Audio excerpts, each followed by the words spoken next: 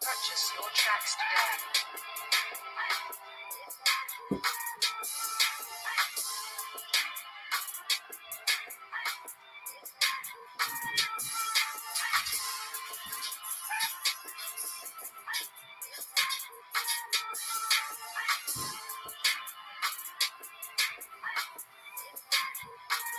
Know the people been waiting for a minute for something authentic. Came in the truth and bossed in it. Made niggas recruit. Had to shed light on the false image. I.S.U.P.K whole court. Now who the fuck won scrimmage? 2 words for soft niggas. What is good riddance? Don't affiliate with feminist symptoms. I know you feel me, nigga. This a death threat to hip hop. You don't stop that weak shit, I'ma mix your lean with some grimlock. When the last time you heard it this roll, what I wish for's when the earth inherited by the piss fall. We been to war, them the ones I'm taking risks for. Ain't got no picks or no cars to hold. Holy angels watch my steps and block God my soul. Can't let them leave my body cold. I know you feel me, nigga. Let the wicked weep and the meek will fail. God never been 50-50. I shall now wake and sleep a cell. Let the righteous cry, silence the pretender. A rebel without a cause, as long as I remember. That's taking the kingdom, the only thing on my agenda. Can't avoid me, nigga. Middle finger to the ones that try to destroy me. Revenge of beauty, I'm a beast. I told a bitch she can't eat unless she join me for dinner. My God ain't got no regard for a sinner. When call fall on him like timber. I know you feel me, nigga. In the eyes of terror, I stand still. Go to work for the colony, bring it back to the anthill. Plus everything I drop heavy as an anvil. Show you how to stand like a man in his damn field. I know you feel me, nigga. Fucking quality, it gotta be one man win and the rest lose. Wave devastator, I'm calculating my next move. U.P.K when real niggas seek refuge. Body shots for cause, that'll get you bruised. A nigga's whole rank to check your little attitude. I came to fuck up your mood on your little holiday like I'm Mr. Scrooge. Resurrected from the grave, walking from the fall. Visions in my eyes, gripping the mic. Screaming, God bless the underdog down by the letter. Ain't live by that protocol, walk by faith, not by sight. Ain't no hope for getting struck. Like I'm a war resist, or get pulled into a world that never left. I will endure, election will be sure, correction will be swift. No Will Smith, but I am blessed. What else would you call the killer of deception? A leader got soldiers on post in every direction. All gold like a German shepherd, young and a restless, swear honor like a diamond necklace. I know you feel me, nigga.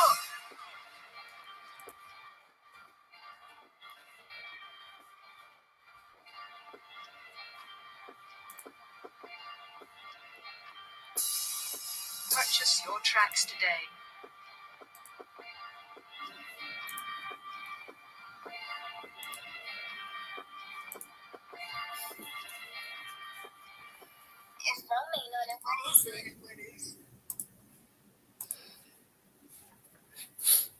All right, let's get started. Shalom, Israel.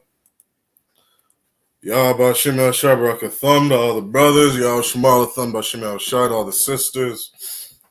We are the Israelite School of Universal Practical Knowledge. Started out of 1 West 125th Street, Harlem, New York, under Commanding General YAHANNA. All right, I'm officer of 50 Shar 1, and Lord willing that I do my best to teach what the men above me have taught. All right. Lord willing, I teach it with the same authority and zeal that the men of the Lord above me teach. This is Tuesday's night brotherhood class. All right. Every Tuesday night, we're teaching brotherhood in the Israelite School of U.P.K, teaching Blacks, Hispanics, and Native Americans how it is they are to get along with one another. All right. That's what this class is about. Check out the sign-in links in the chat. If you're on YouTube or Facebook, check out the sign-in links. All right. Make sure you sign in if you are watching class. Like, share, and subscribe to our YouTube and our Facebook channels. All right. Make sure you support what the brothers in the I.S.U.P.K are doing. All right. So this is Tuesday night brotherhood class. All right. Tonight's topic Tonight's topic, we're speaking about, well, what we're teaching is brotherhood. You understand? And tonight, as we've been doing all month, Salakia. Tonight, as we've been doing all month, is we have been letting our people know what Christmas is about, the truth about Christmas, the truth about Christianity, what Christianity teaches about Christmas, what society teaches our kids about Christmas, what our parents taught us about Christmas, much of which are all lies. And tonight's topic is one of the things that Christmas teaches is selfishness. Teaches a lot of selfishness to our people, which is very unbrotherly, very unsisterly. It's not something that we can have or be doing if we are going to treat one another with integrity, treat each other with respect, treat each other with love and compassion. We can't be selfish. You understand? And a lot of us out here are doing things and we may not realize that we're selfish. It's so deep rooted in some of us that we don't even consider that we're selfish or self-absorbed. We don't consider that the things that we're doing are harming other people. All right. So we're going to get into the scriptures on a little bit about some of the things that Christ told his disciples about. Some of the things he taught the disciples. And they left these records here for us so that we could teach it to each other and to our kids. So that Israelites, Blacks, Hispanics, and Native Americans could learn from their ancestors, could learn from different prophets of the Lord, different men who spoke on the Most High's behalf. This is what these records are here for. All right, so we're going to start in, let's jump to the book of John, chapter 8 and verse 32. All right, we're going to jump straight to some scripture. We're going to break down a couple things tonight. All right, so again, make sure you hit those sign-in links, like, share, subscribe. Make sure you sign in, and before the class is done, make sure you sign out. All right, the sign-out links will be in the chat. All right. Let's start off in the book of John.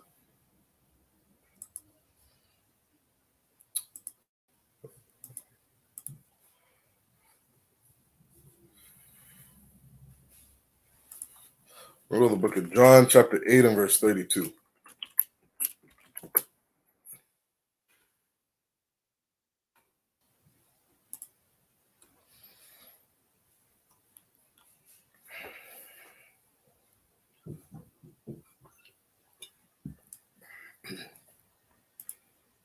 And it reads, this is John chapter 8 and verse 32.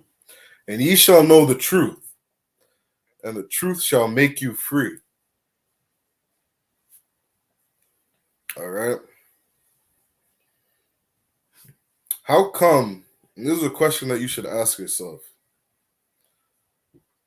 how come every Christian that claims to know the truth, every Muslim that claims to know the truth, are still addicted to drugs, still addicted to pornography, still addicted to smoking cigarettes, smoking weed, all these different addictions,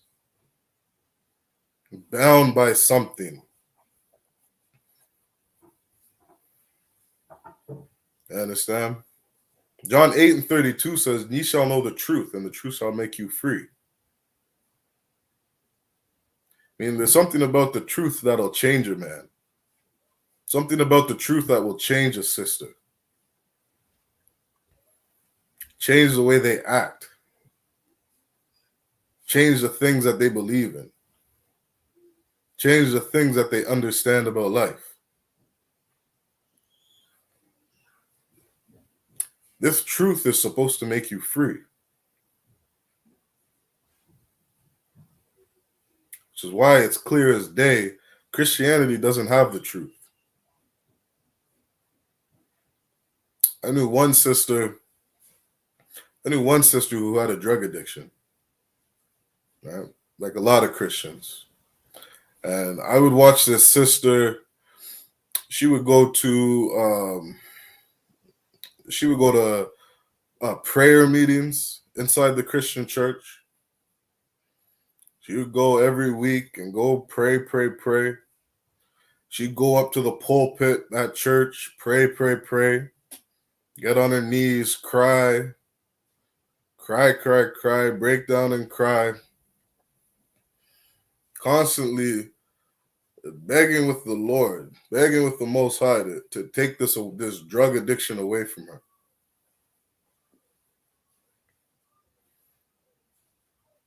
She would go to these different meetings on the weekend, have people pray over her, put hands on her and prophesy, quote unquote, what they call prophesy, and different people going hum dibbity bum bum and so. And this sister would come out of there and 2 hours later being strung out to no end on whatever drug she was taking. And that's Christianity. It's a sad thing for our people. John 8:32 says, "Ye shall know the truth, and the truth shall set you free." That sister was not free. That sister was crying out for an answer, crying out for a solution. And the Christian church didn't give it to her. And I remember thinking, back at that time, being a Christian, one of the things that had crossed my mind was, how come there's people who don't believe in Jesus, don't believe in God, going to these different drug addiction anonymous groups and so, and some of them, not all of them, but some of them actually changing their life and coming off drugs. And I remember thinking, how come these people can get off drugs, but quote unquote Jesus can't get this girl off drugs? And that was something I used to wrestle with at one point in my life, regarding religion. I used to wonder sometimes, why is it that people can go to a AA meeting, Alcoholics Anonymous meeting, stop being alcoholics, but yet this Christian pastor can't stop getting drunk and beating on his wife?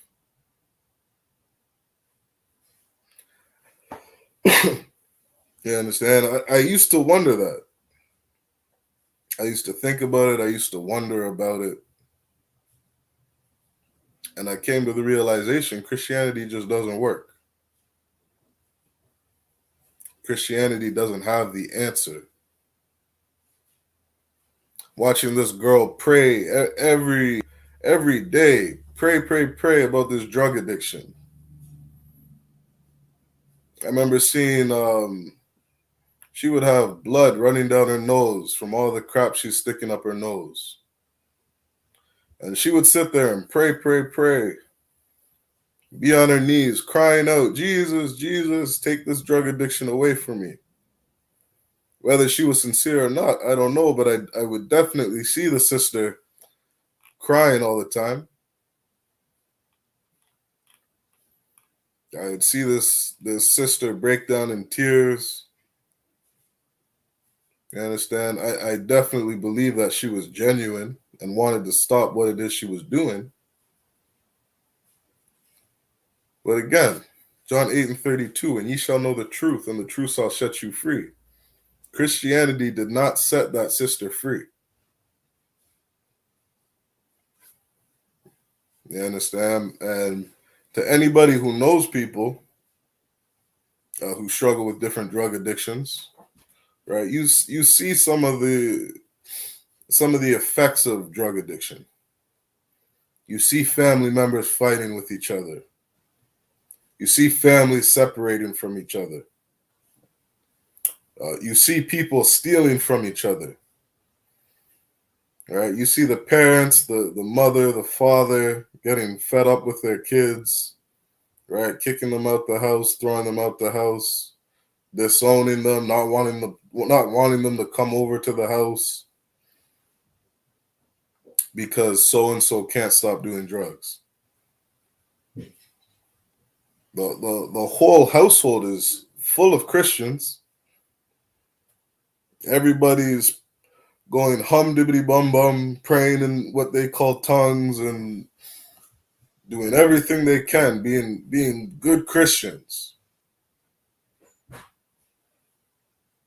And as good as Christians as they were, it did not stop that sister's drug addiction.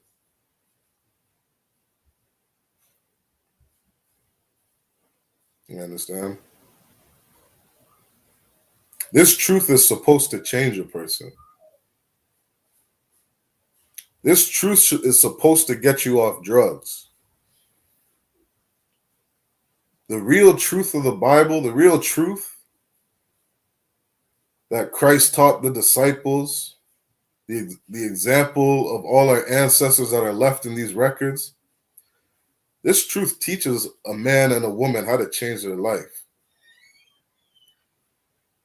There are stories all over the Bible that give examples and answers to all the solutions of our problems.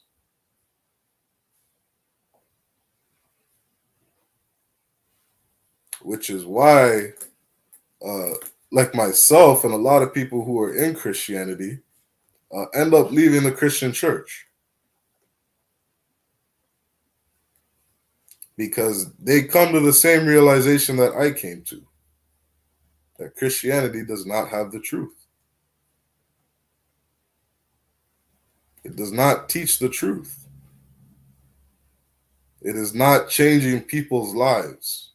It is not changing people's conditions. It is not making men and women better people. One of the things I used to hear about in Christianity a lot was, and people would say this all the time, is that, oh, well, so-and-so isn't a real Christian.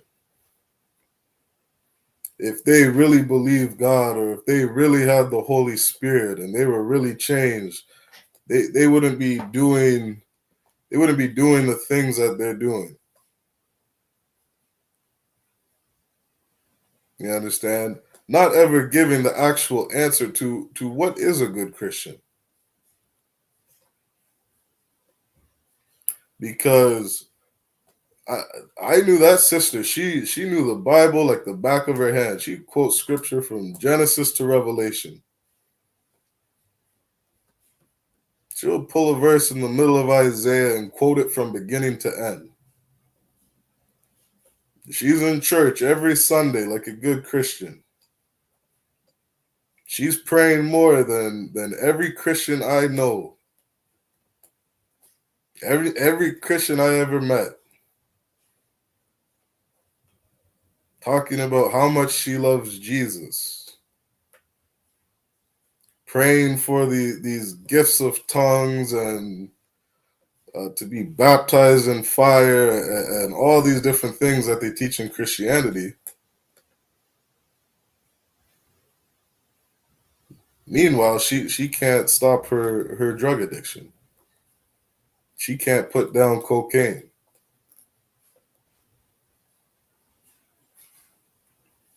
And her home life is in shambles. All her relationships are in shambles. You understand? Christianity did not set that sister free. And it's unfortunate and it's sad that a lot of our people are raised and stuck in Christianity, looking for answers, looking for solutions. I remember there was one brother I was having a conversation with. This was a couple years ago. It was around Christmas time. And I remember one of the things I told this brother was, this Christian church that you're going to right now, you are not going to stay in this church. You're going to leave it in a couple years. And he said, why am I going to leave this church? I finally found a church I really like. And I told him, I said, it's because I've seen you in 20 different churches. I've seen you be a Baptist, Pentecostal, Anglican, Catholic, Seventh-day Adventist, Jehovah's Witness, damn near Mormon. I've seen you in every single denomination there is. Non-denominational, Calvinist, all these different things. And now I see this brother in a new denomination. And I said, you're going to leave this church just like you left the other ones. And he said, why am I going to leave this church? And I said, well, let's read the book of Jeremiah chapter 10. Read through Jeremiah 10. I showed him a couple verses that talk about the Christmas tree and how we're not supposed to learn the ways of the heathen. And I looked at him and I asked, and I said, does the church you're going to have a Christmas tree in it? Are they getting ready for Christmas right now? And he said, yeah, they are. And I said, that's exactly why you're going to leave that church. Because they don't teach the truth. They're lying to you like every other Christian denomination has lied to you. You understand? I'm going to read that verse one more time. This is John chapter 8 and verse 32. And ye shall know the truth, and the truth shall make you free. You understand? This truth is supposed to do something to a man. It's supposed to change a sister. Change a man, change a woman.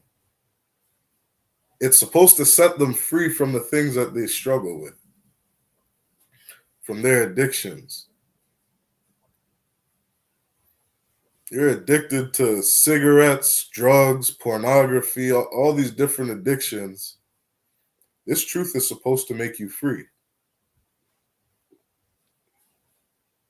And the only place on earth that I've ever been, that I've ever seen, where people are changing their lives is the Israelite School of Universal Practical Knowledge, where I am seeing men and women get in the school, learn to follow an authority, learn the truth of the Bible, and in doing so, they change their life. You understand? And that's not a light thing for our people. That is exactly what every Black, Hispanic, and Native American man needs. We need change. We need to get our people off drugs. We need to get our people off all these different things that destroy our lives. We need to give our people answers and solutions.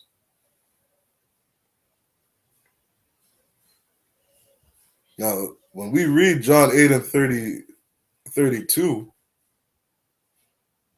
at what point are we going to believe the scriptures?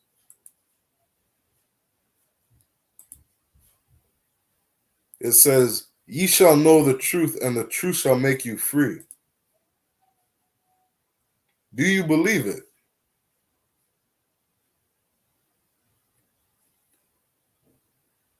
Do you believe the truth is going to make you free? Because if you do believe the scriptures, you should be able to come to the same conclusion that I came to. That Christianity does not teach the truth. Nation of Islam, Muslims, they do not teach the truth.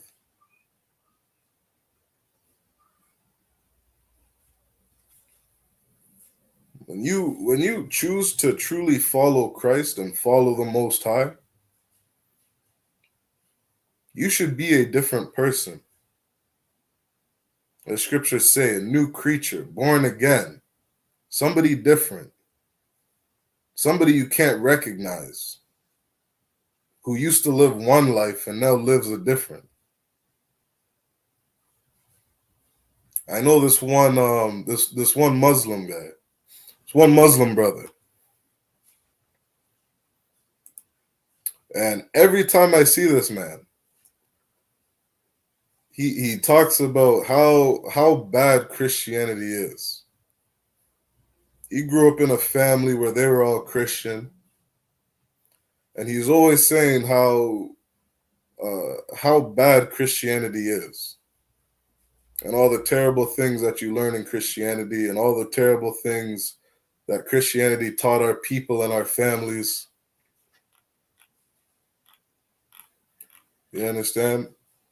And to this day, this brother owes me like $200. I lent this man some money one time, and to this day, I have not seen a penny back. And again, it's just an example of the type of character that these different religions teach and raise.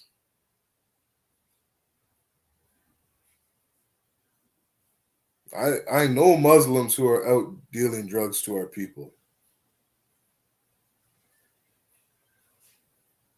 Dealing drugs, on drugs, drug addicts, alcoholics, no different from Christianity.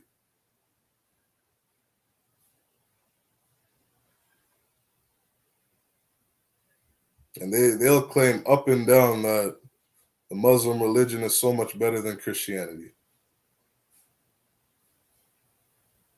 Yet doing the same garbage that destroys our people.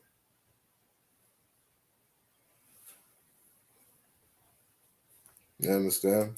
John 8:32 says, and ye shall know the truth, and the truth shall make you free. This truth is supposed to do something to a man. All right, let's drop that. Let's go to the book of 1 Timothy. We're going to go 2 Timothy chapter 3, and we're going to start at verse 1. All right, quick shout out to the chat. Shalom. Shalom, Sasso Flurry. Yahweh Shema Lathan Bashim Al Shai. Thawada for tuning in, sis. Shalom, Janice Bell. Yahweh Shema Lathan Bashim Al Shai. Thawada for tuning in, sis. Make sure you guys hit that like button. Make sure you subscribe to our channels. All right.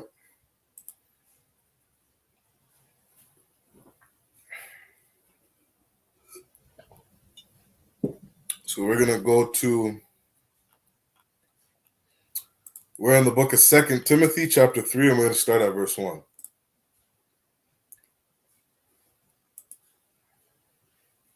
And it says, this know also, that in the last days perilous times shall come.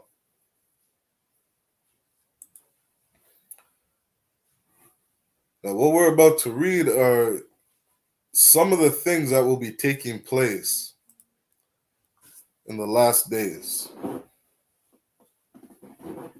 Slack in one moment.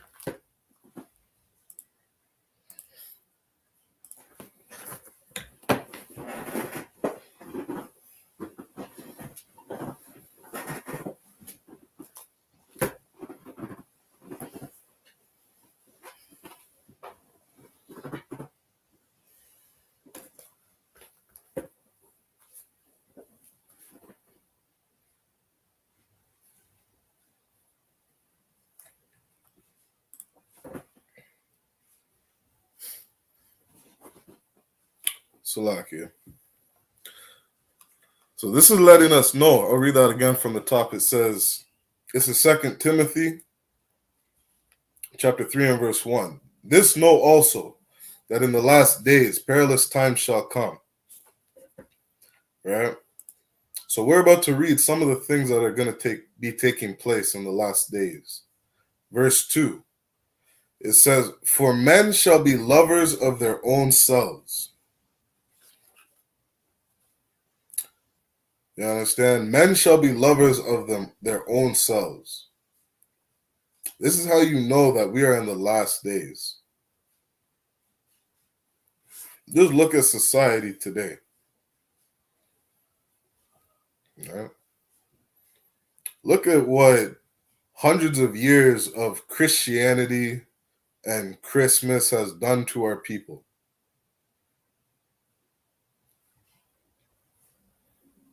You understand? Every year we celebrate Christmas. Every Sunday we go to that Christian church.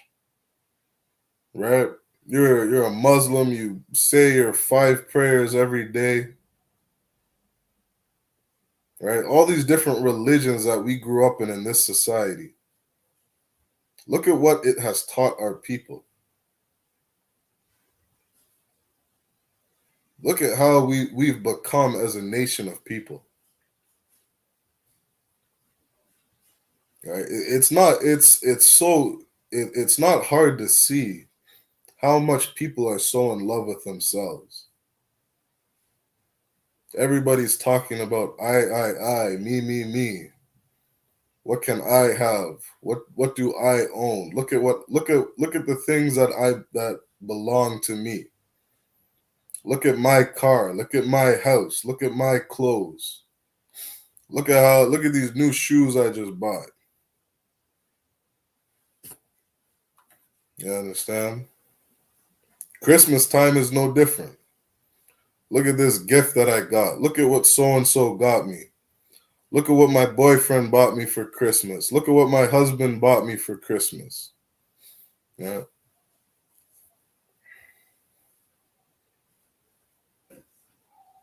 2 Timothy chapter 3 and verse 2 says, for men shall be lovers of their own selves.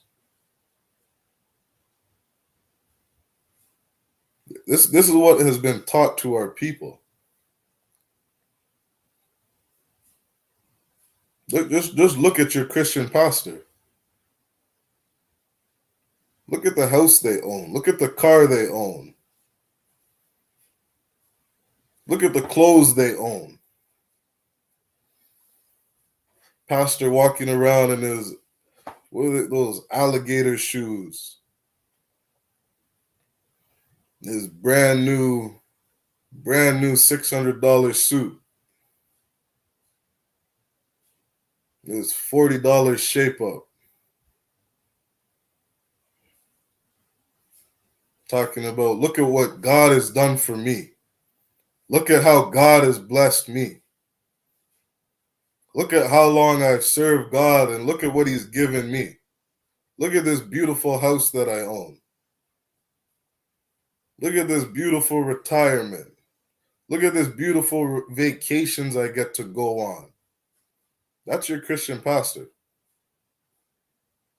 If you want the things that I want, follow me. If you want the things that I have, follow me.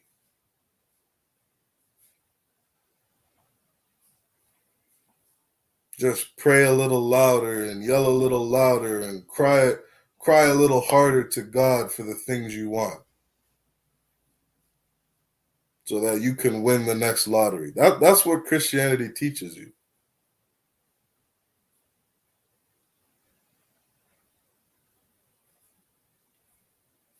Men that are lovers of themselves. You understand? And this writer is letting you know that this is not a good thing. These last days, brothers and sisters are going to be going off. Brothers and sisters are going to be doing things they're not supposed to be doing. They're not going to be moving in the right spirit, in the spirit of keeping the laws, statutes, and commandments. They're not going to be moving in that spirit of when Christ said that it was meant from the beginning that a man is not supposed to divorce his wife. Those things are the spirit of the Most High. Meaning, those are the things that we should be doing.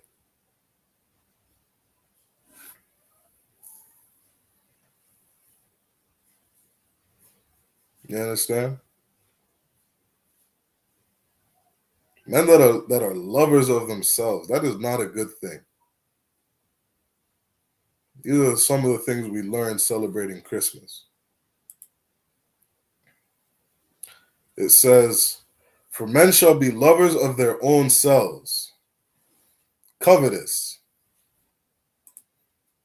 Those covetous, those people who are greedy, people who love money, love wealth, all about that green, all about making money, having more, never being satisfied, never being content with the things that they have.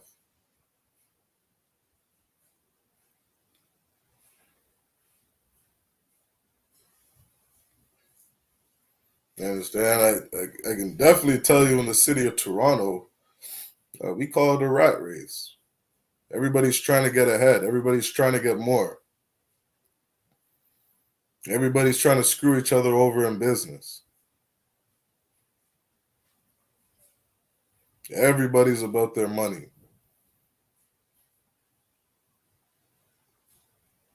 And some people, they love their money.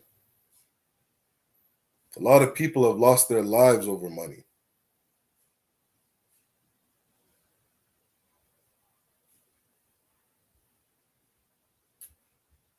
That's how you know we're in the last days. It says, "For men shall be lovers of their own selves, covetous, boasters, proud." You understand? The Salaki, forgive me, right? Salaki in the Hebrew, that means forgive me. But there is nobody more proud than a Christian. I've had this conversation with a lot of Christians, letting them know that the Most High requires us to keep the law. Don't dare tell a Christian that you don't eat pork. Don't dare tell a Christian that you keep the laws of God. Because their pride cannot handle it. In a Christian's mind, they are the most perfect saint to ever walk this earth. They are doing what is right in the sight of the Most High's eyes. And the mere thought of somebody else being more obedient to the Most High than them, it is such a disturbing feeling to some of those Christians. I just see it in their face. They wrestle with it so hard. Like, how dare you say you keep the laws of God? What are you trying to say? You're perfect? You trying to say you're better than me? There is nobody more proud than a Christian. And that's exactly what Christ was teaching his people, his disciples. When you look at the story of the Sadducees and the Pharisees, and he was letting them know to take the leaven out of your heart. That leaven was a metaphor for something that puffs you up, something that makes you proud, something that makes a man arrogant. And that thing that was making those Pharisees so proud, so full of pride, was their hypocrisy. They were claiming to be righteous, but deep down they were filthy.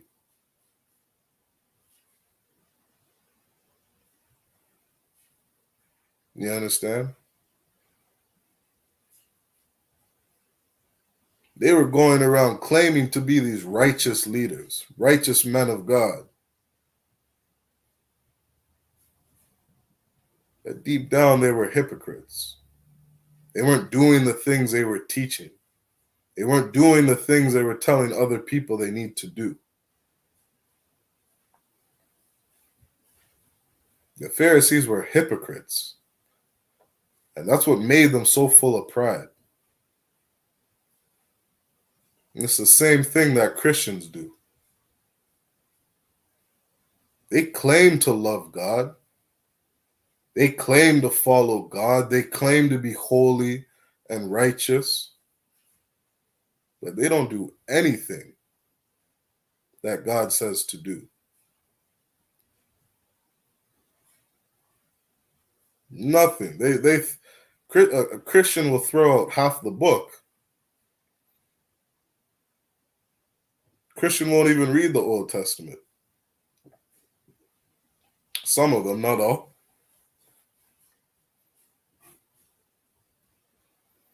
A lot of them, they'll just flat out say that the Old Testament's done away with.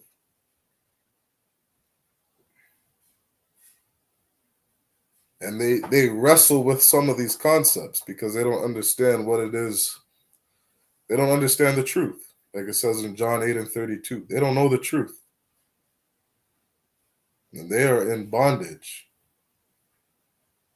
They are slaves to Satan. They are slaves to lies.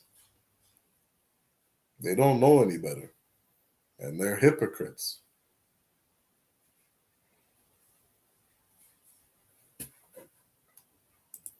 It says, "For men shall be lovers of their own selves, covetous, boasters, proud, blasphemers, disobedient to parents." You understand? All of these are not good things in the sight of the Most High, Most High's eyes. Scriptures say, children, obey your parents. Obey your parents. I grew up in Christianity. I didn't obey my parents. I grew up a good Christian. I didn't obey my parents. I grew up celebrating Christmas. I didn't obey my parents. You understand? These things didn't teach me to be obedient. Look at these kids today. Look at all these kids running around cussing their parents out. Doing whatever it is they feel like doing. All right? Another shout out to the chat. Shalom, Officer Adia. Yabashim Shabrakatha. Water for tuning in, other one.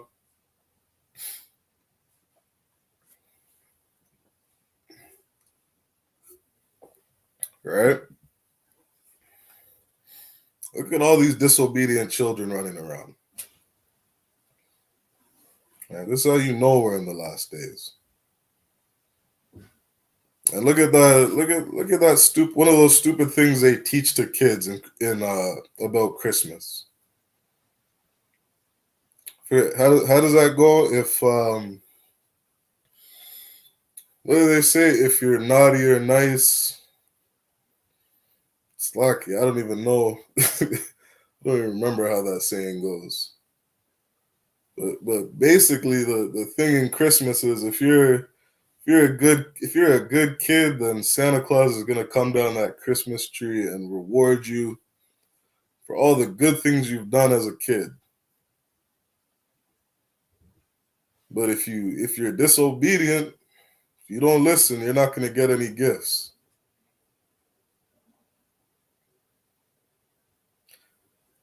And then Christmas time comes, and every kid in the world has 100 gifts under that Christmas tree. Like you're just telling all these kids, all of you are obedient, beautiful children. just rewarding all that bad behavior that they did all year long. Telling them every year, if you disobey me, if you're a bad kid, you're not getting any gifts. And then Christmas time comes, every kid has 100 gifts. And you wonder why your kids grow up disobedient. You understand? The scriptures say, withhold not correction from a child. It says to beat your children, to discipline them, to correct them when they're going off, to stay on them, to chastise them. You understand? And Proverbs said, no child has ever died from a beating. Me personally, I don't know anybody on earth. I don't. Anybody who's died from getting beat from their parents. I know a lot of stories of parents saying, oh, I'm not going to beat my kids. I'm not going to do what my parents did to me.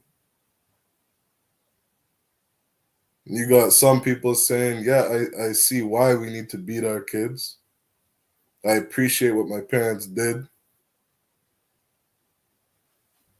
They taught us that fear. They taught us that discipline. I knew one story of, I knew this one girl who, when she was a child, this ball went rolling out on the street. This ball went out in the middle of the road. And as soon as she got to the curb, she stopped. Her feet wouldn't allow her to go out on that road because as soon as she got there, she remembered the beating she got from her parents. She knew not to go on the road. And the other kid that she was playing with ran out in the middle of the road, ended up getting hit by a car and died.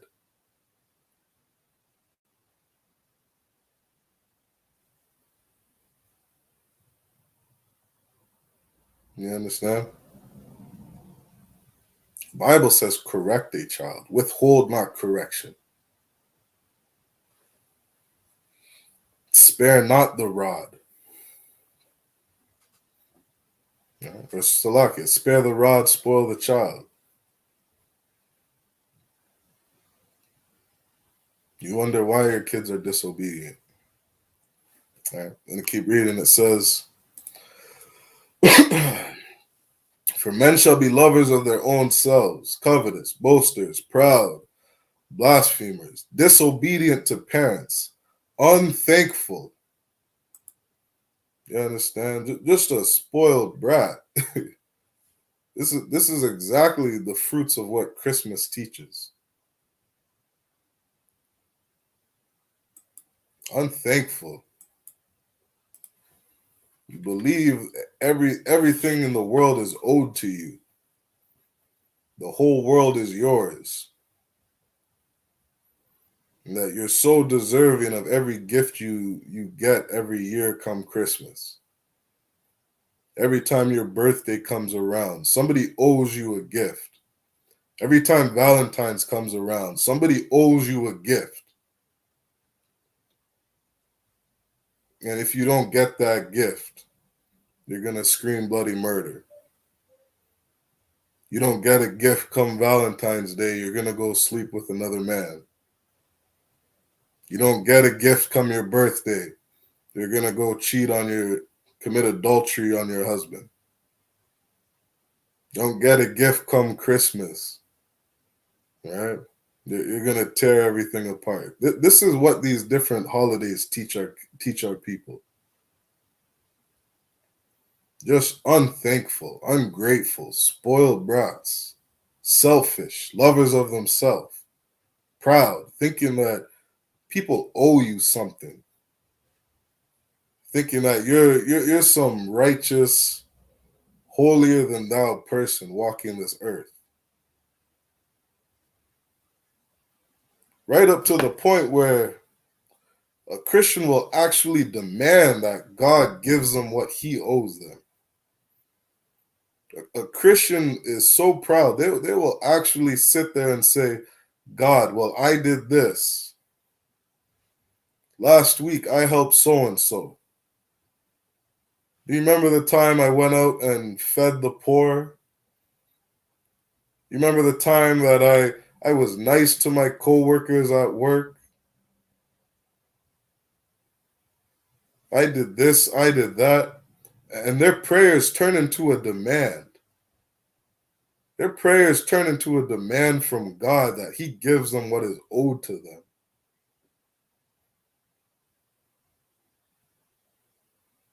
Those are the fruits of Christmas. Those are the fruits of Christianity. Those are the fruits of everything that we were taught in this society.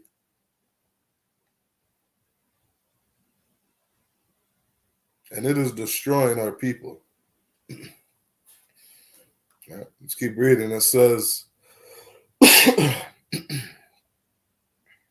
no, Salaki, where was I? But 2 Timothy chapter 3 and verse 3 says, without natural affection.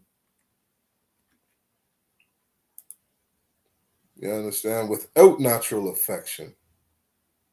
Again, this is how you know we're in the last days. Because people don't know how to love each other. People don't have any affection for one another. People don't have any compassion for one another. When we read some of these stories in the Bible, you read about Jonathan and David.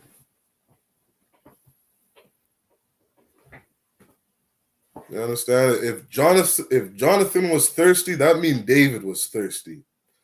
Jonathan wanted a wife, that means David wanted a wife. And those brothers made sure they took care of each other. Those brothers made sure they showed affection to one another. They were real friends, real brothers.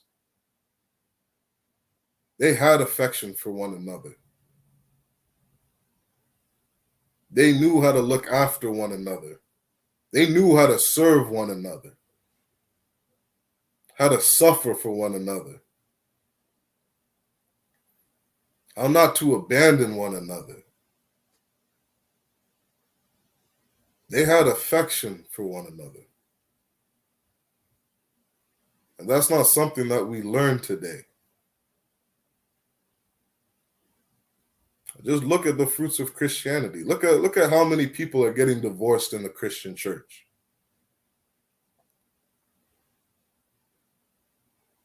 The man that I follow, Commanding General YAHANNA, I remember there was a time where he said,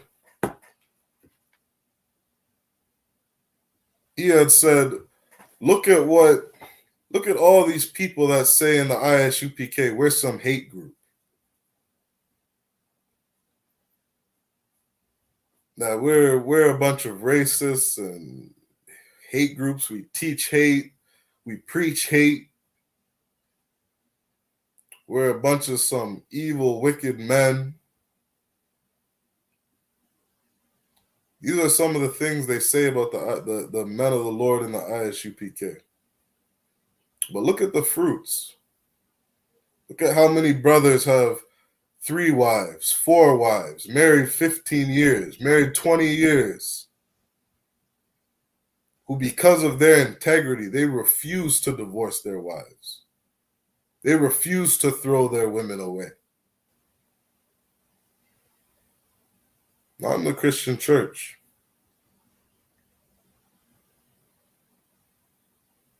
There's a study that says, come Christmas time, it's one of the most depressing times of the year. It's one of the most depressing times of the year for people.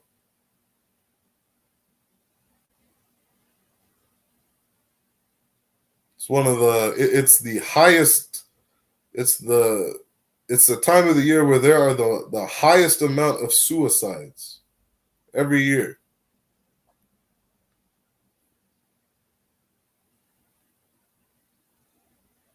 That's what happens in your Christian church. People getting divorced. People are getting married on Christmas Day, and a year later getting divorced on Christmas Eve.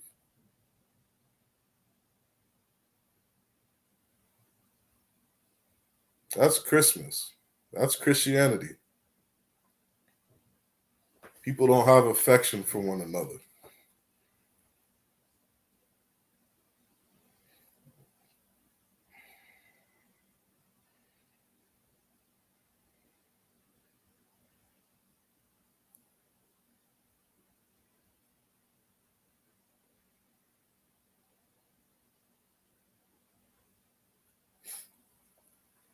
Slovakia.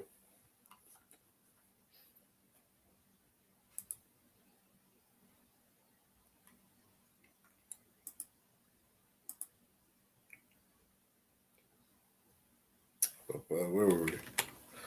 Verse 3. Without natural affection, truce breakers. You understand? Truce breakers. That just screams Christianity. That screams men of women of no integrity, no honor, no discipline.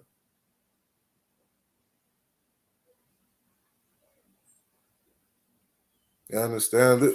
These are things that we are supposed to correct as a people. This truth shouldn't have us in bondage to all these different characteristics, all these different things we're reading about. This truth should be teaching us how to be honorable men and women.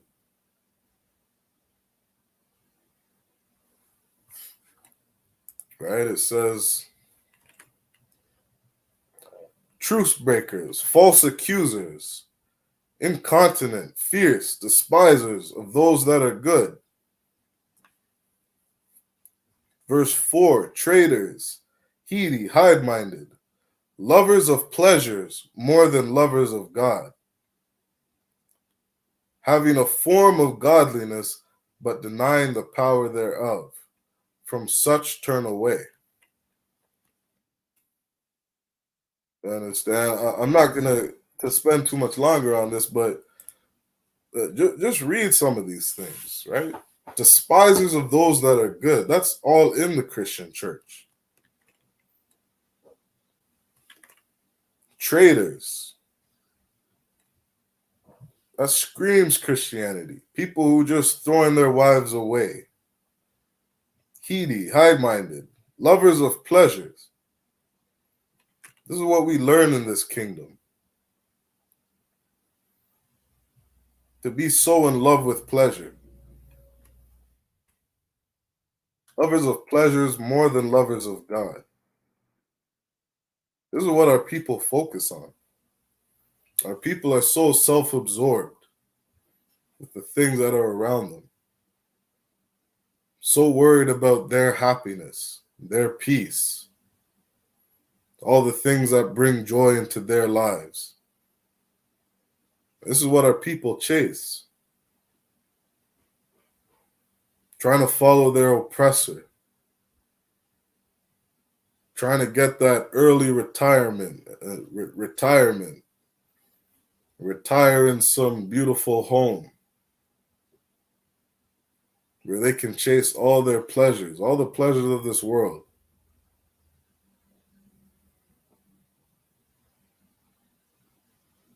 These are the things that we learn growing up in this society. These are the things that we learn every year celebrating Christmas. You understand? They make such a big deal out of Christmas every year. Like it's some beautiful time of the year. But these things that we learn, they do not set us free. They're not freeing us from the ghettos, barrios, and reservations. They're not freeing us from our drug addictions. They're not freeing us from our cigarette addictions. They're not freeing us from having bad relationships. All these different generational curses. It's not freeing us from any of these things. You understand? This is how you know Christmas is not the truth.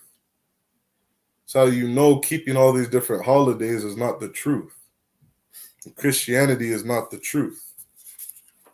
You understand? Let's drop that. Let's go to, let's move forward a bit. Let's go to the book of 2 John chapter 1 and verse 6. John 1 and verse 6.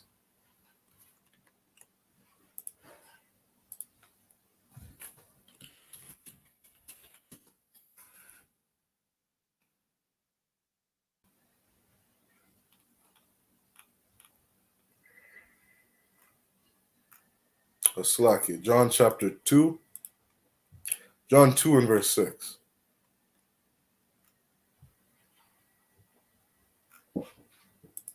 Salakia. 2 John. 2 John and verse 6. 2 John chapter 1 and verse 6. And it reads, and this is love, that we walk after his commandments. Right? What is love? Love is showing affection for one another. Every time Christmas comes around every year, people talk about love, love, love. Family, gathering with family. Let's have this beautiful time and make beautiful memories. All of them are speaking about all this love, all this affection they're going to have with one another. What does the Bible say? It says, and this is love, that we walk after his commandments.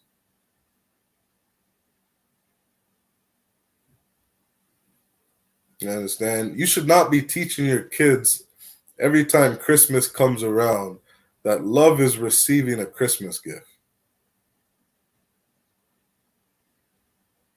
You shouldn't be thinking as a parent that I love my kids because I got them a good Christmas. I love my kids because I put a nice big tree inside the house. I made it look all fancy and put gifts under it. That is not love according to the Bible. Love is walking after his commandments. Love is keeping the commandments of the Most High. You read through some of the commandments. You understand? You read through some of the commandments, you will see what love is. Thou shalt not steal. Teach your kids not to be thieves. Be an example to your kids and don't steal from other people. Don't go out stealing lights from somebody else's house, putting it up for decorations around your house, thinking that you're teaching your kids something good. You're so focused and caught up in making sure that your kids have a good Christmas that you're willing to steal so that they can have something. You are not teaching your kids love. You're teaching your kids to be thieves. You understand? Commandments say to honor your father and your mother. Thou shalt not murder. Thou shalt not kill. Thou shalt not steal. Don't covet your neighbor's belongings. You sitting there at Christmas unwrapping all the gifts that you got. You're not even paying attention to your gifts. You're looking at what everybody else got. Sure, I remember growing up. I remember one year getting some video games for Christmas. I got some bootlegged video games that looked like they were bought out of some flea market from some Indian man for $1 a game. And I remember thinking, like, even though I was happy as shit to get those games, I still remember thinking like, oh, as I'm getting these bootleg games, so and so got some new PlayStation 2, or so and so got some brand new Lego set. So and so got these toys, and so got this. And I remember thinking like, oh man, it sucks that my mother's sitting here struggling on her own, trying to raise two kids, and she doesn't have all the money in the world to give to us. She doesn't have all these great things, all these great gifts that she can get us. You understand? Just looking at what everybody else around me has, thinking about how much more I could have, how much more that I want.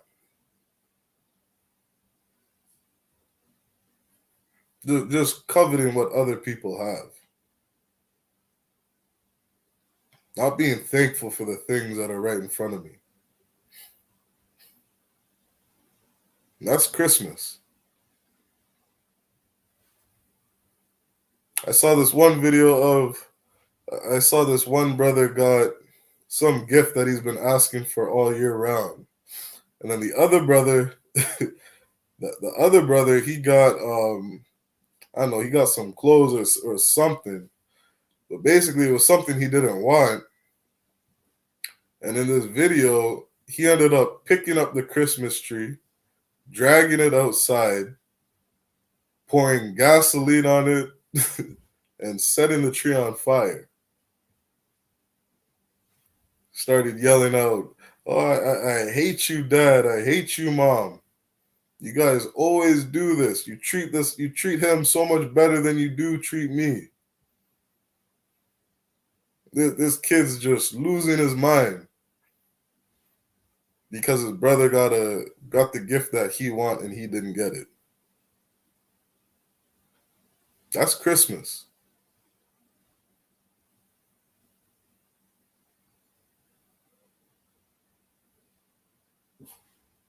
You understand? These are some of the things that we're taught and we learn in the world. To go after what other people have. These things are disgusting in the sight of the Most High. All right, again, it says Second John chapter 1 and verse 6, and this is love, that we walk after his commandments. And it's a disgusting thing that Christians teach that the laws are done away with. I remember having a conversation with one Christian, and I had asked the brother, I said, so do you believe we're supposed to keep the laws? He says, no. The laws are done away with. That's in the Old Testament. We're in the New Covenant. We don't have to keep the laws, statutes, and commandments anymore. So I said, okay. I said, is it okay to lie? Do you think lying is okay? He says, no. I said, would you teach your kids to lie? He said, no, I wouldn't teach my kids to lie. I said, okay, then you would teach them the laws, statutes, and commandments. He looked at me and said, no, the laws are done away with. And it makes me wonder if Christians have even read the law. Have they even read what's in there? Some of them.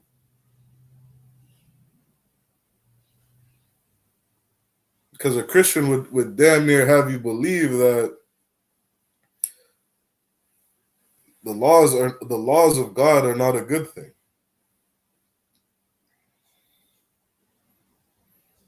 Christian would have you believe that God has changed and all the things that he said was wrong before are okay now.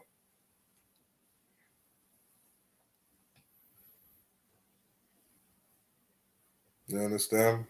Christians are very double-minded. Christian will say that you're supposed to pay tithes, but the laws are done away with. Some Christians will say that it's okay, it's not okay to be a homosexual. They'll agree that homosexuality is wrong. It's an abomination. But we don't have to keep the laws anymore. They'll tell you can't be a homosexual, but you can eat pork. When it comes to food, all the laws go out the window. Some Christians will have you believe, some Christians are now teaching that it's okay to be a homosexual.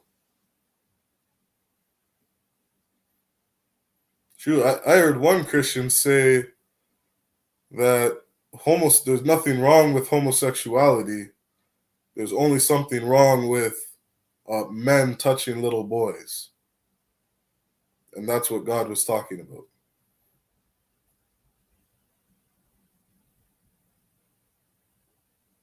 Christians teach it. It's okay to be a homosexual.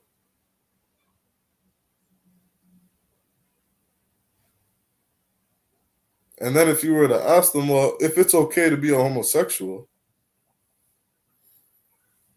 why are so many people that are gay dying of AIDS, dying of all these different sexually transmitted diseases?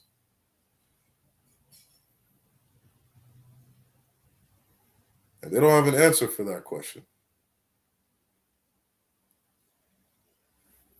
You understand? The disciples of Christ had an answer. The true followers of Christ, Yahweh in the Hebrew, they have an answer. That answer is, this is love, that we walk after his commandments. That truth that is supposed to make you free, you are not allowed to be a homosexual. You are not allowed to eat pork, shrimp, crab, or lobster. You're not allowed to covet your neighbor's belongings. You're not allowed to sleep with another man's wife. You're not allowed to lie on other people. You're not allowed to be a thief. You're not allowed to be a drug dealer.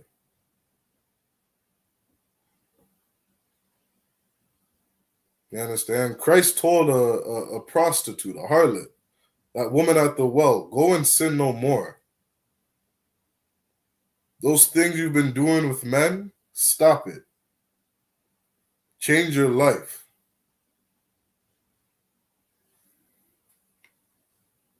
Repent. Stop doing the things you've been doing. Turn away from the sin that you've been doing.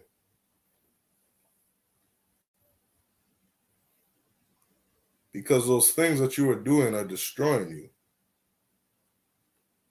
They're destroying other people that are around you. And this is why Blacks, Hispanics, and Native Americans are living in the ghetto today. Why we live in the ghettos, barrios, and reservations. Because we don't have affection for one another. We don't have love for one another. We don't know how to love.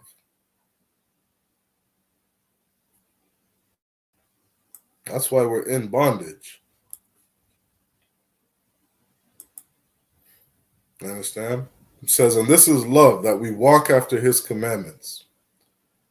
This is the commandment that, as ye have heard from the beginning, ye should walk in it.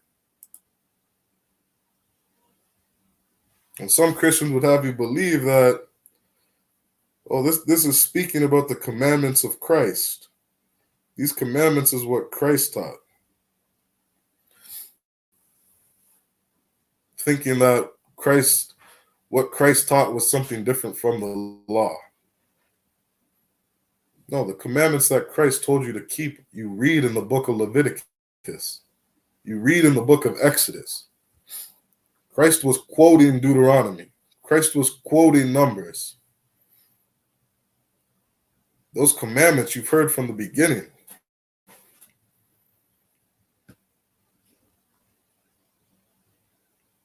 Right in the book of Genesis, when the Most High said, if a man sheds another man's blood, his blood will I require. Killing was wrong from the beginning, and it's killing is wrong today.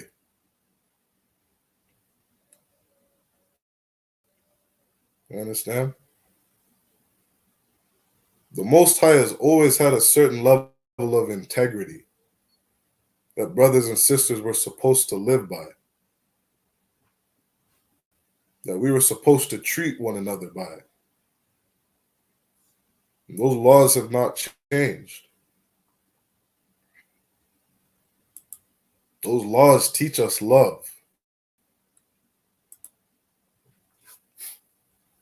Yes, let's drop that. Let's go to Deuteronomy chapter 4 and verse 9.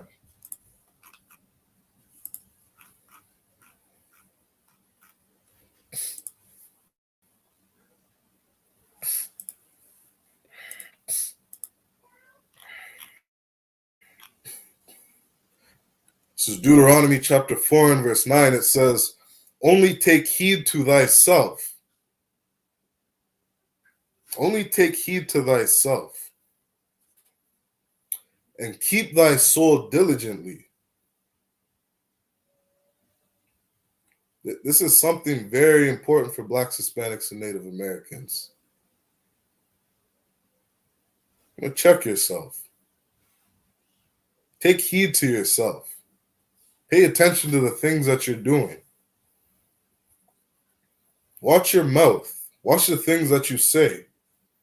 Watch the things that you do. Because you're going to have to answer to the Most High for all of it. That's what it says in, I think it's Ecclesiastes chapter 12 and 13. What is the whole duty of man is to keep the laws, statutes, and commandments. Verse 14, why? Because we will be judged for the things that we do. The Most High is going to judge you on how you live your life.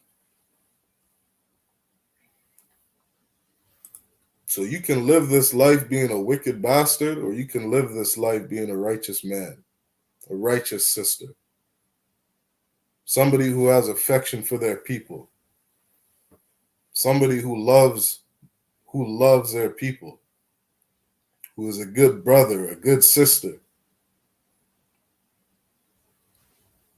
It says, take heed to thyself and keep thy soul diligently, lest thou forget the things which thine eyes have seen, and lest they depart from thy heart all the days of thy life. And we got to remember, the brothers and sisters who have gotten this truth, we got to remember the things that we've seen. You understand? That story that I brought out earlier from that sister, or about that sister, you understand? I saw that sister pray on her knees every day, praying to God to get off that drug addiction,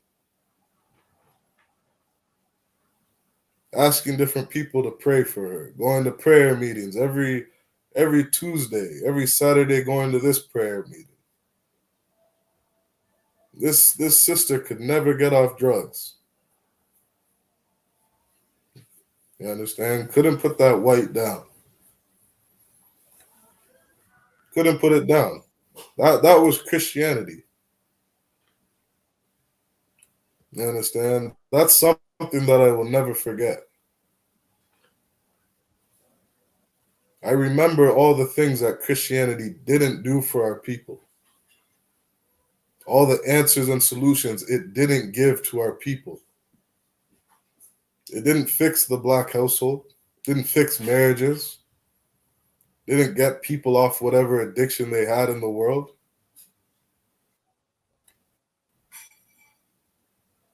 And those are the things that we got to hold on to and remember being in this truth.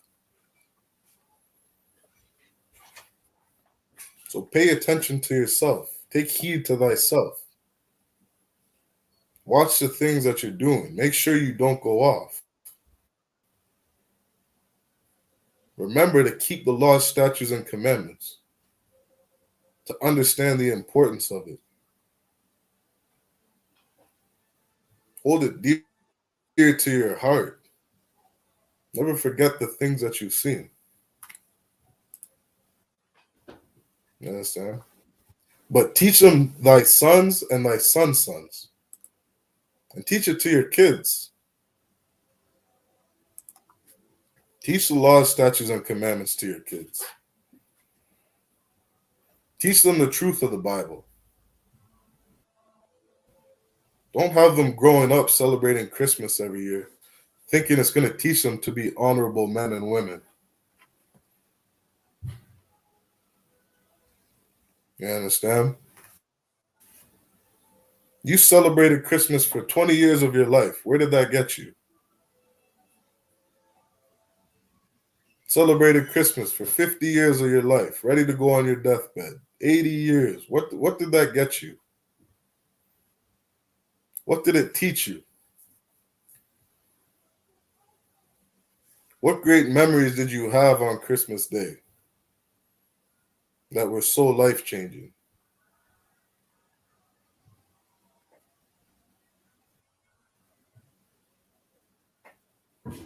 You understand?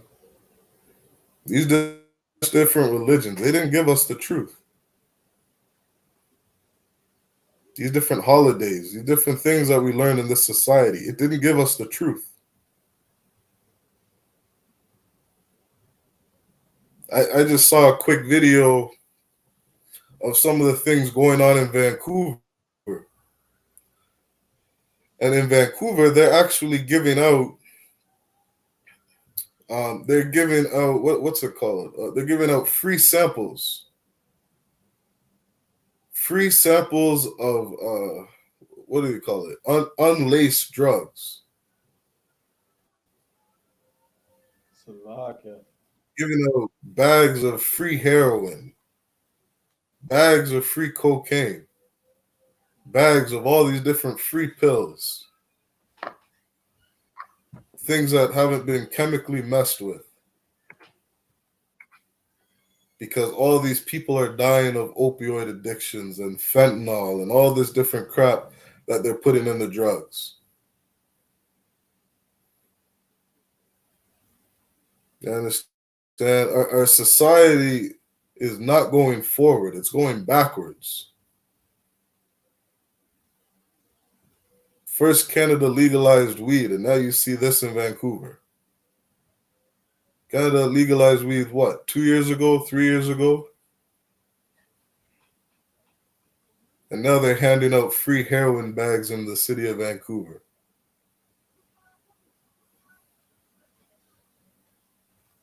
All these things that we're learning in this society are destroying us as a people.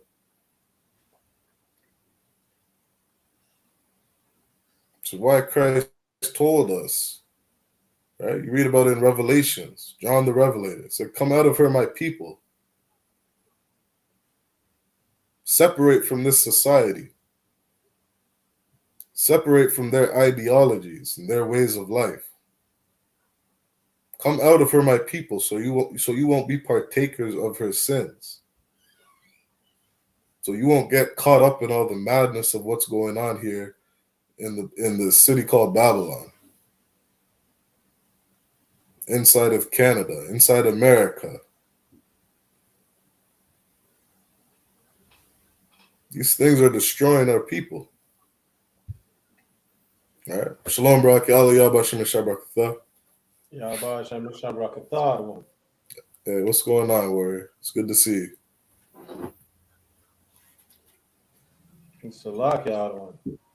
Come.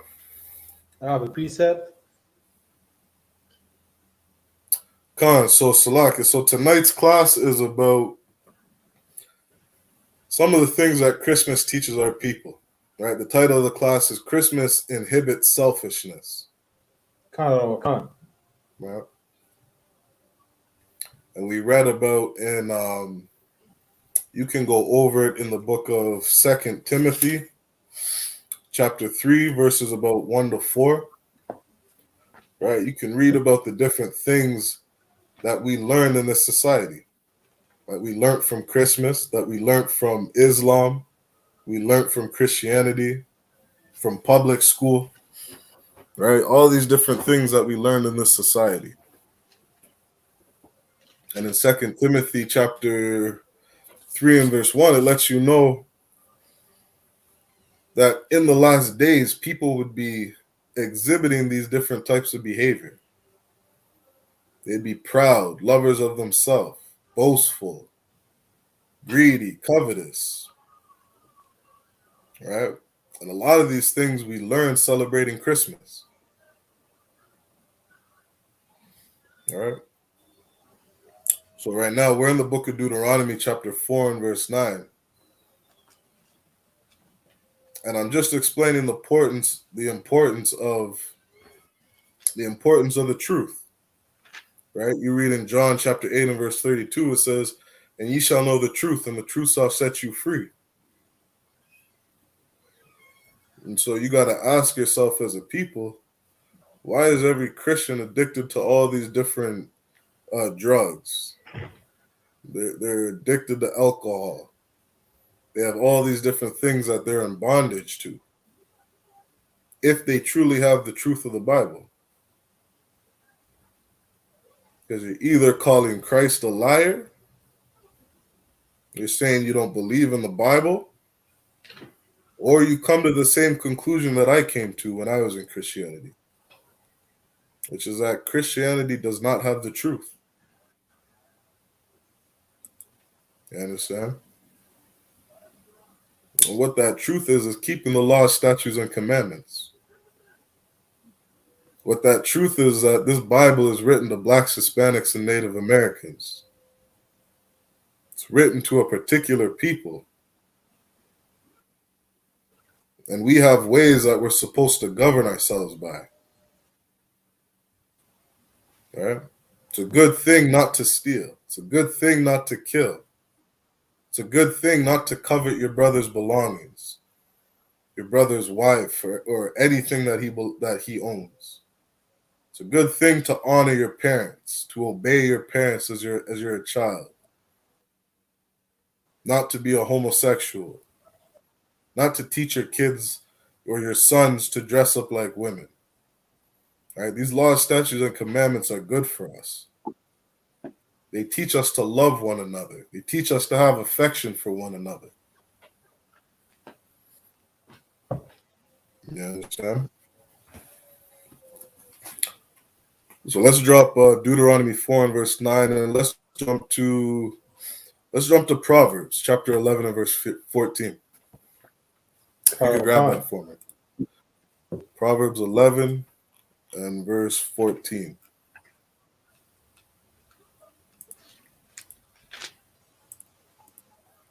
The book of Proverbs, chapter 11, verse 14.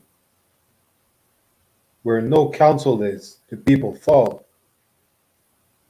All right. But in the multitude of counselors, there is safety. Calm.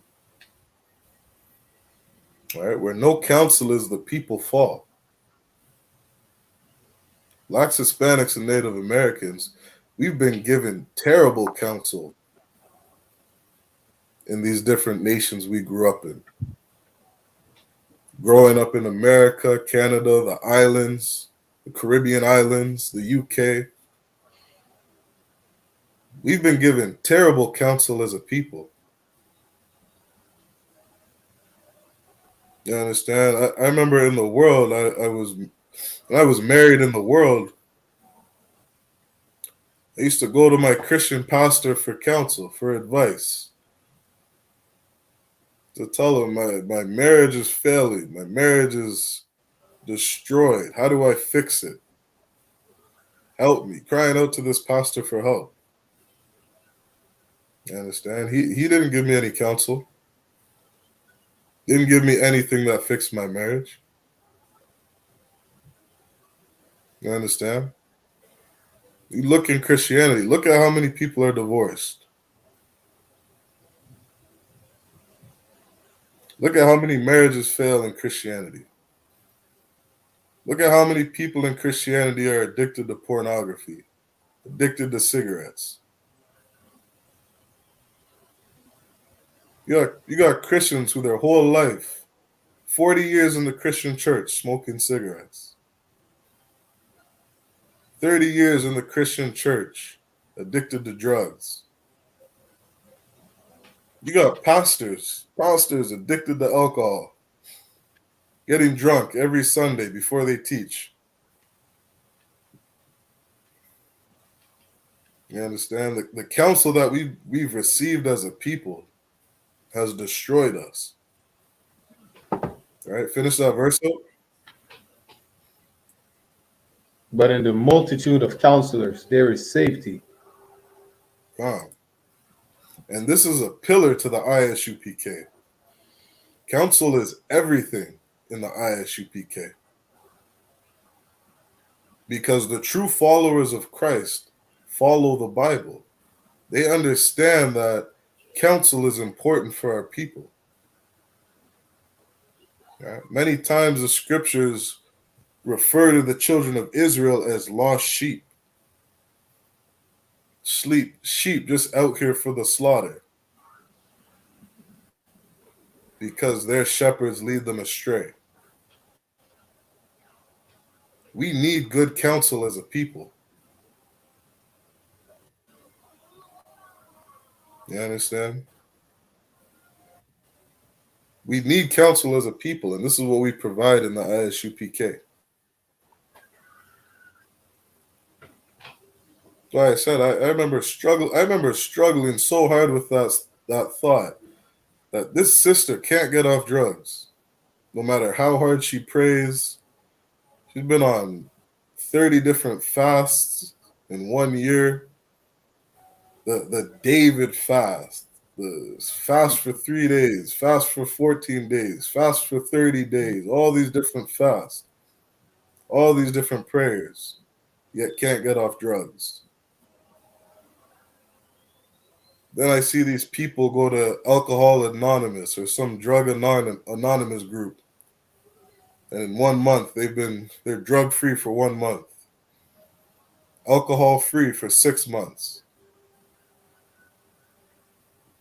You understand? That shit didn't make any sense in the world. Blacks, Hispanics, and Native Americans, we are in real need of counsel. We're in real need of good counsel. To ask a simple question, how do I love my wife? How do I raise my kids? How do I treat my brothers? How do I treat my sisters? How do I stop doing this thing that is affecting the people around me?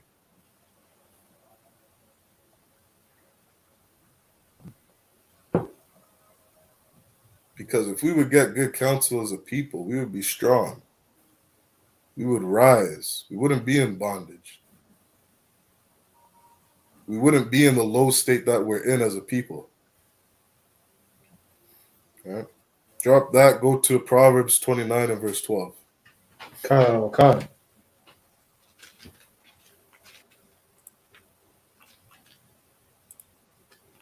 It's the book of Proverbs, chapter 29, verse 12. If a ruler hearken to lies, all his servants are wicked. God. Every year, you lie to your kids about Christmas. You teach your 6-year-old that some fat man's going to come down a chimney and give you gifts.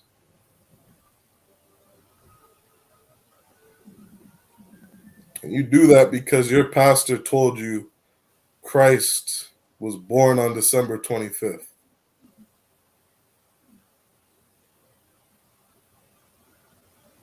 You lie to your kids, and your leaders lie to you. And because of it, you're all wicked. You follow that Christian pastor, you are wicked. He tells you Christ is some skinny white man with long blonde hair. He was born on December 25th. You listen to those lies, you are wicked. You are just as wicked as your pastor. You're all wicked.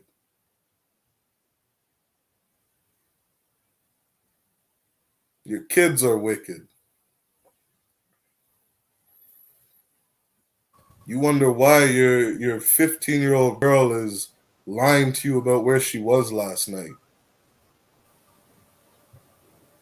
Your 16-year-old son is lying to you about where he was last night, what he's doing.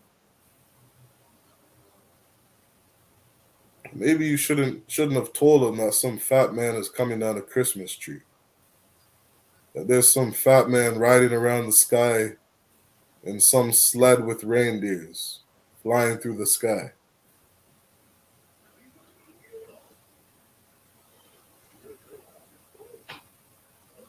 All these different lies that they lie about every holiday. Christmas, Easter, Valentine's Day, birthdays, Mother's Day, Father's Day, 1st of July, New Year's Eve, all these different holidays. All these different holidays that they teach us. Right? Like Officer Adair said, Christmas is supposed to be about Christ, but everyone's greedy for their own gifts.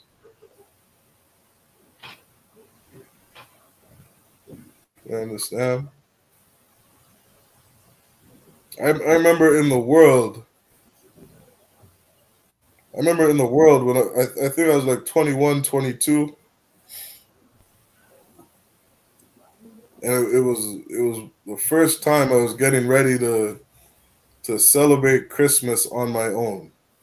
And I was ever faced with the question, am I going to be celebrating Christmas every year? And how am I going to run my household? And how am I going to run Christmas and Rei-Tei-Tei? And I remember thinking like, oh, okay, Christmas is about Christ. And I put on that movie Passion of the Christ. And I said, okay, I'm gonna watch Passion of the Christ every year. I'm gonna cook up some ackee and saltfish with some dumpling and have this big, you know what I mean, have this big yardie breakfast every Christmas. And I'm thinking about all these different plans I'm gonna make on how I'm gonna run Christmas. And at the time, I genuinely wanted it to be about Christ. And as I was planning out the Christmas, not one time did buying gifts for anybody or getting gifts cross my mind.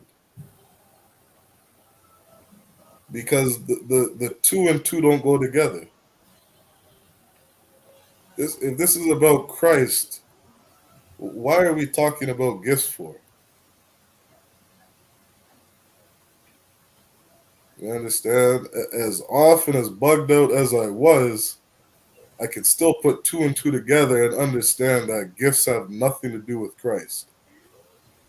Getting gifts and buying somebody else gifts has nothing to do with celebrating Christ. But this is the garbage that they teach us. This is the garbage that we learned growing up. Right? Read that verse one more time. Proverbs chapter 29, verse 12. If a ruler hearken to lies, all his servants are wicked. Everybody's celebrating Christmas. You're all wicked. You listen to the lies of your pastor, the lies of your parents. All of you are wicked. Right? I knew this one sister who came in the truth and she found out she wasn't supposed to be celebrating Christmas. So she went to her parents and she asked her parents, she said, hey, do you guys know that Christ wasn't born on December 25th? And her parents looked at her and said, yeah, we know. We know that's not actually his birthday. And so she said, so then why were we celebrating Christmas? And her parents told her, well, that's just tradition. That's just what we do. This is the wickedness of our people. doing things we know we're not supposed to be doing, lying to our kids about these holidays, teaching them to be greedy, teaching them to look down, open that present up, and you know what I mean, just worry about all the gifts that they get, everything that they're receiving, everything about me. Right? These are the things that we teach each other as a people. And we wonder why we don't have any brotherly love and affection for one another. Because all of us were wicked. Yeah. Drop that, grab for time. Grab Genesis chapter 4 and verse 8. Kana wakan.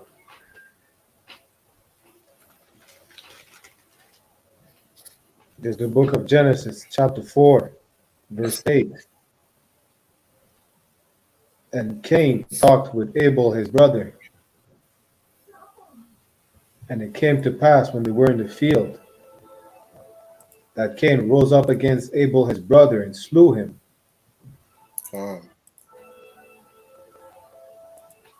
Like these stories that we read about in the Bible, right? It's such a disgusting thing for your pastor to tell you to throw the Old Testament away. Something else they teach in that Christian church, and it's so irritating for me to hear. Right? Like Salaki Brakala, you ever get in a conversation with somebody and you tell them about something you've read in the Bible and they say, "Oh, that was those were biblical times. It's different now." Kana wakan. You ever hear that? Khan. Because these wicked leaders that we have, right? They didn't connect the Bible for us. They taught us that those were biblical times and things are different now. They taught us those things that happened 400 years ago or 4,000 years ago are different from today. You understand? And they're missing so many life lessons that they should be teaching their congregation, teaching Blacks, Hispanics, and Native Americans. We read these stories about our ancestors and we can learn from it. All the way back to the book of Genesis. Right? Read that verse one more time. Let me catch up with you. Genesis chapter 4, verse 8. And Cain talked with Abel his brother. And it came to pass when they were in the field that Cain rose up against Abel his brother and slew him. Calm. Like we read about in the law, it says, don't covet what your brother has. Don't covet your brother's belongings, your brother's wives, your brother's relationship. Don't covet anything. His ox, his ass, his house, his cars, his clothes. Don't covet what your brother gets as a gift. Your brother gets a reward for something. Somebody gives him a thank you letter or a thank you gift. Something to recognize the good things that he does. Don't covet anything that your brother has. That's in the law. And these wicked rulers would have you believe that the laws are done away with. When you read this story in the book of Genesis, you see a brother who coveted his brother, was jealous of what his brother had, jealous of the relationship that his brother had with his father.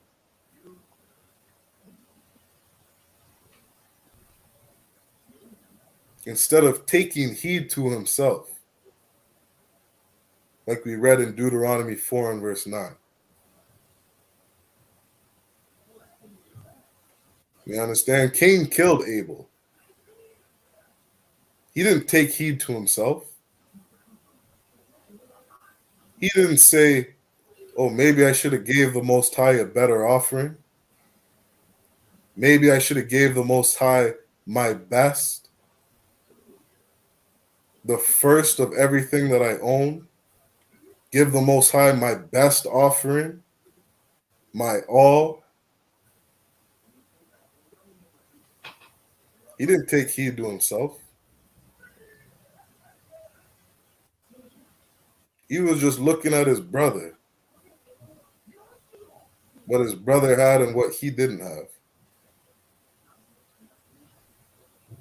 You understand? And that's the spirit of our oppressor today. That's the spirit of this society, of the things that they teach us. You see it in Christmas. You see it in Christianity. You see it in everything you learned in this society growing up.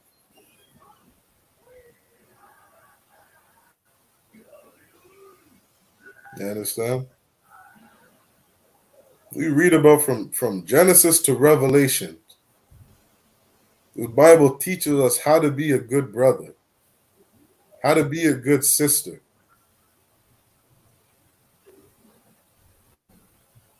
how to be men of integrity.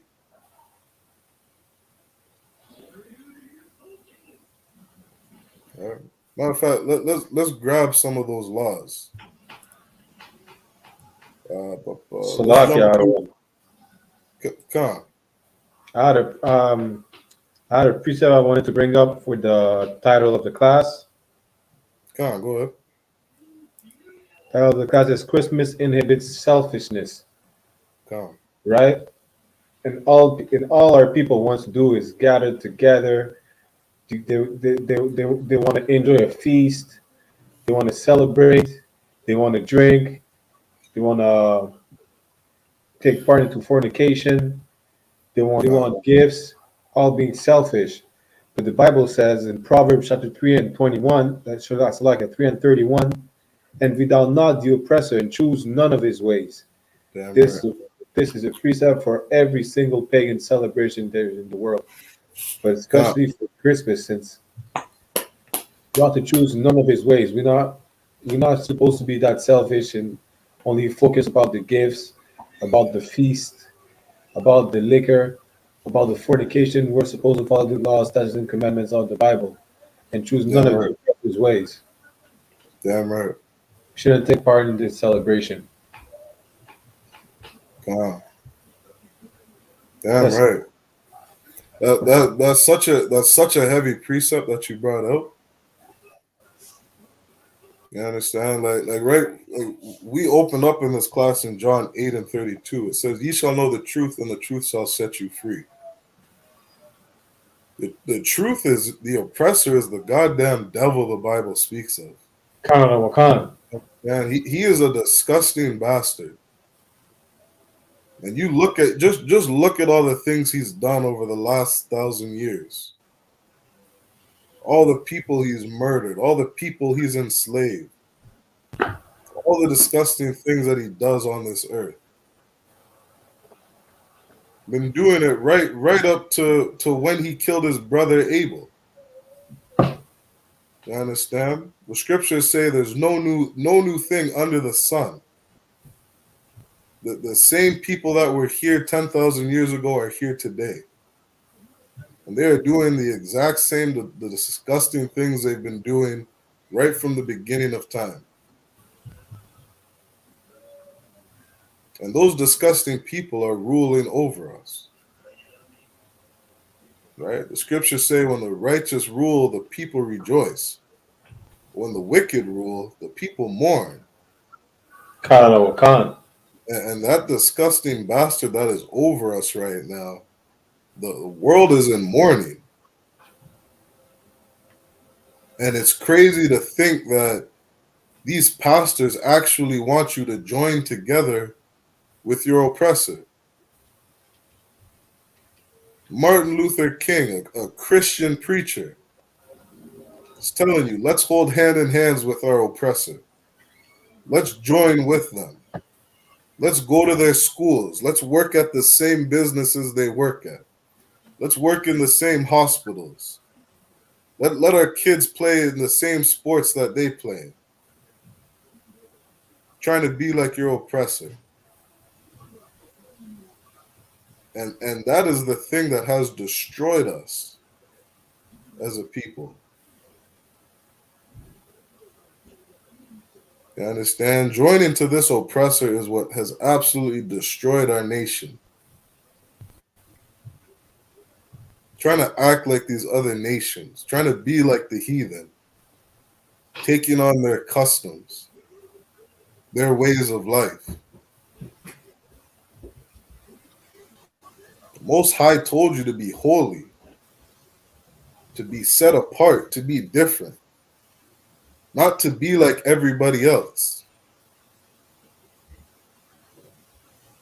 Why? Because we were meant for rulership. We were meant to be above, the head and not the tail. Meant to be princes and princesses on this earth, gods, Elohim walking this earth,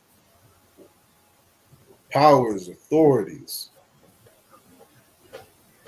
That's who we're supposed to be.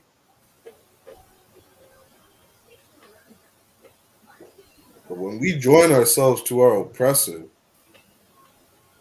when we decide to take on his customs, his holidays, his diet, the way he lives life,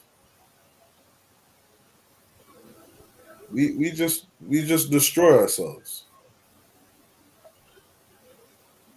Your oppressor tells you it's okay for two men to be married. And then who was that brother that just came out? That brother, I forget his name. He was married to some man for 14 years. Right? And he came out and said that I've been hiding that I've been dealing with HIV for the last 10 years. You follow your oppressor, you're going to catch HIV and die. That's joining yourself to your oppressor. Right? So, Salaki, go ahead, warrior. Claro, Anantoaba. Come, no sweat. But yeah, so water for that precept. That's a very heavy precept to bring out. Khan. Following our oppressor is what teaches selfishness. That is the spirit of your oppressor. That is the spirit of Christmas.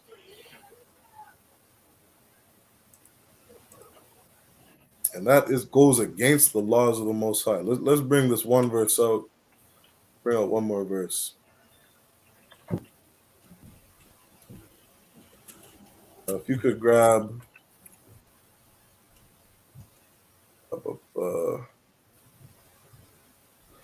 Exodus 20 and verse jump to verse X or chapter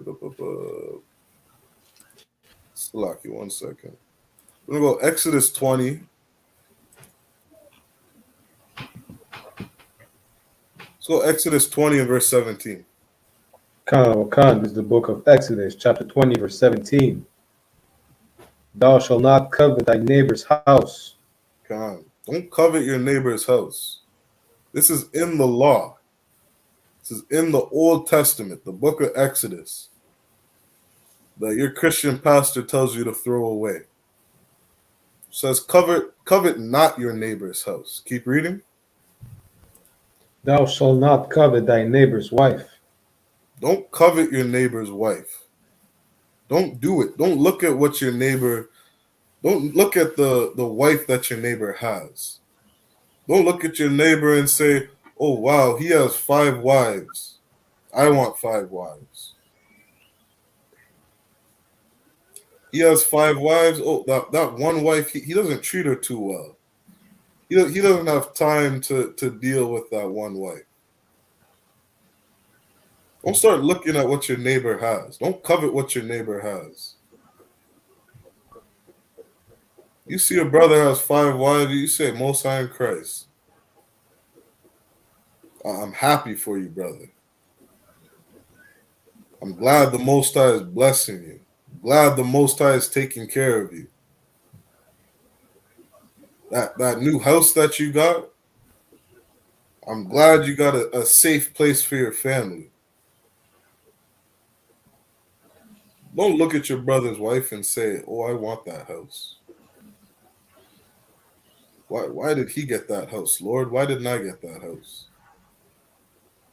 Why did he get that wife, Lord? Why can't I have that wife?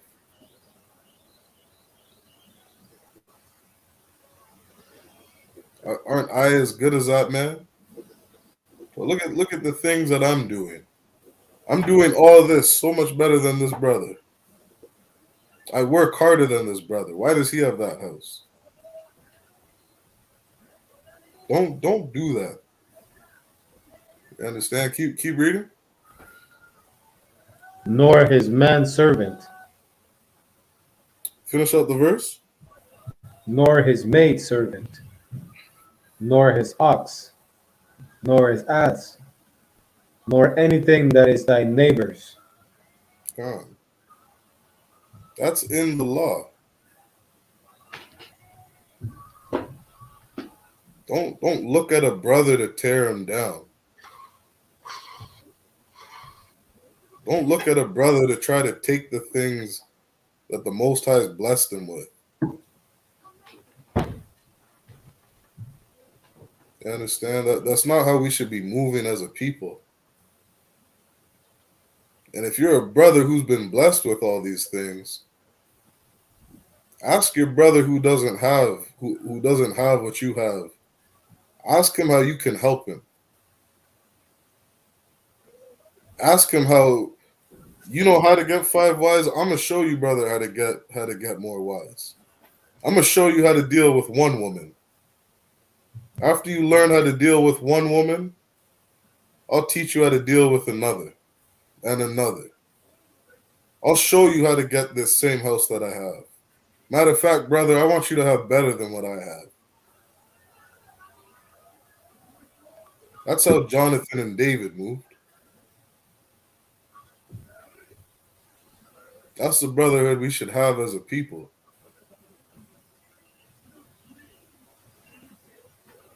Thinking about one another, not just thinking about ourselves. That's the garbage that Christmas teaches us. I understand. Barakial, is there anything you want to bring up? Salaki, I don't want to have another precept. Come.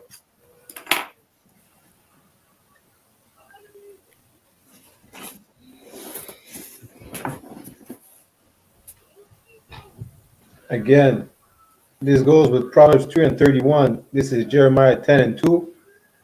Yep. Thus said the Lord, learn not the way of the heathen, and be not dismayed at the signs of heaven, for the heathen are dismayed at them. All right. We are to not learn the ways of the heathen, regardless of how we feel. If it makes us feel good, if it gives us some kind of ecstasy, feeling happy, if we feel like we need to feast with the family, to gather, we need to give gifts or receive gifts. We are to not learn the way of the heathens, because the way of the heathens makes us sin out of one. Damn right. Damn right. That's That's the perfect way to say it. You understand? It makes us sin against the Most High. Khan. Right? And that's exactly what we did right from the beginning. You understand? The Most High told Eve, told Adam, right? Don't learn the ways of the other heathen. Don't learn the ways. Don't learn that knowledge from what these other nations around you know. Don't live the way they're living.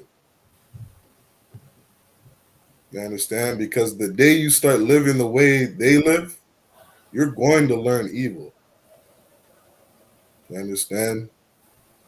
You're going to learn what it is to disobey me. You're going to learn punishments. You're going to learn something that you don't need to know. Don't learn the evil. Just obey me. Don't learn the ways of these other nations. Just obey me. That's what the Most High wants for Blacks, Hispanics, and Native Americans. Don't celebrate Christmas. Just obey me. Don't bow down to Nimrod and all these other gods. Follow me. I know what's best for you. I know what's good for you. Because if you don't, you're going to learn evil. You're going to learn what it is to be addicted to drugs. You're going to learn what it is to live in the ghetto. You're going to learn what it is to be fearful for your kids' lives, getting shot walking down the street. You're going to learn all those things. That's what we've done over here in America. You understand? So with that, we're going to end Tuesday night's brother class. Let's clap it up.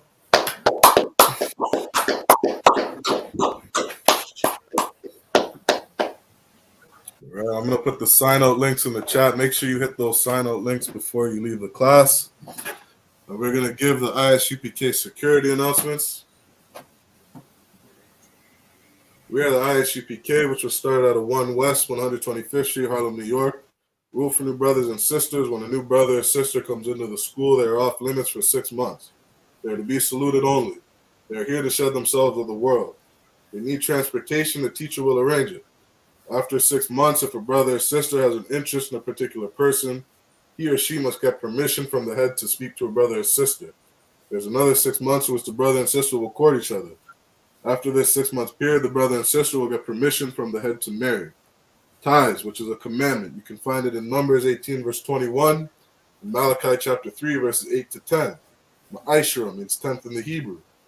10% of every penny of any increase the Lord gives you, give to the Treasury Department or teacher. Priest fund, free will offering for priests is not mandatory. Whatsoever amount you would like. Upcoming holy convocations, we have the Feast of Purim coming up, which is on Monday the 14th of February and Tuesday the 15th of February.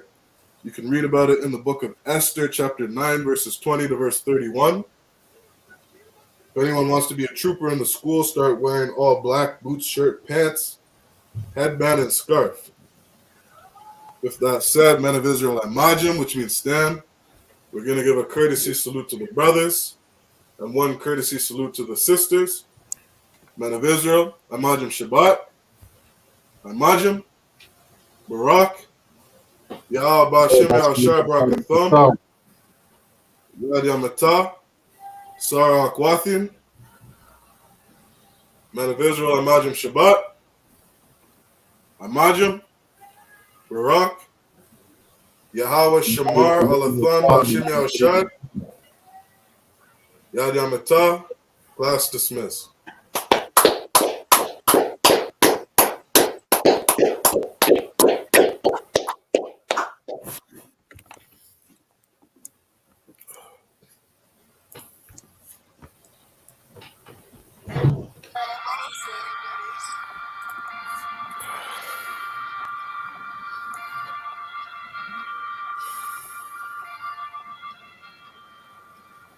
Purchase your tracks today.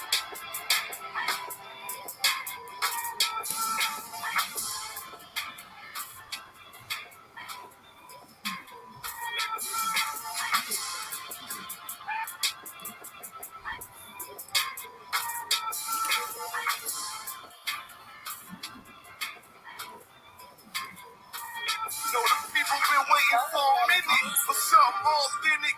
Taming the truth and bossed in it. Made niggas recruit. Had to shed light on the false image. U.P.K whole court. Now who the fuck won scrimmage? The word is assault niggas. What is? Good riddance. Don't affiliate with feminist symptoms. I know you feel me, nigga. This a death threat to hip hop. You don't stop that weak shit. I'ma mix your lean with some grimlock. When the last time you heard it this roll? What I wish for is when the earth inherited by the piss fall. We've been to war, them the ones I'm taking risks for. Ain't got no